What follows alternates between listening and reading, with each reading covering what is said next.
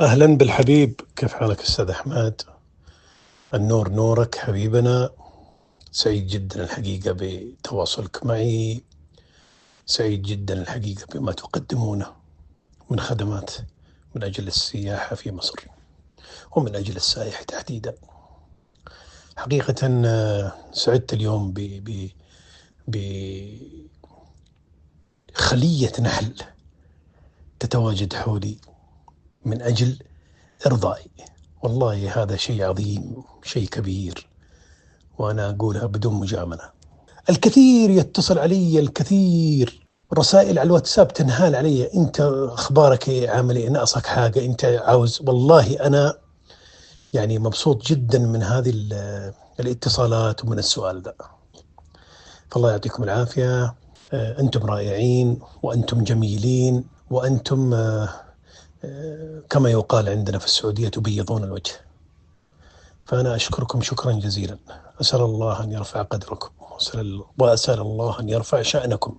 بس هذا اللي أنا أقدر أقوله. يعني أنا يعني ما أبغى أتكلم زيادة حتى لا أكون إنسان مبالغ أو أكون إنسان أقول شيء ممكن يكون مخالف للواقع. لا والله أنا أقول الحقيقة، الشيء هذا اللي لمسته، الشيء هذا اللي أنا أشعر فيه حاليا. تم تسكيني في وقت سريع جدا، تم التعامل معي، ما في أي تأخير. وجدت الأخوان ينتظروني في الأوتيل: خليك مستريح، نحن نخلص، نحن نعمل.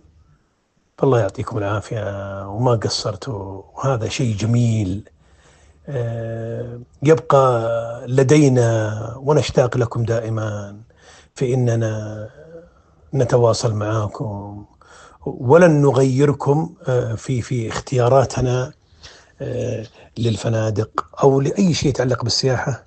مستر أحمد، أشكرك شكرا جزيلا، وأشكر كامل الفريق معك. في أمان الله.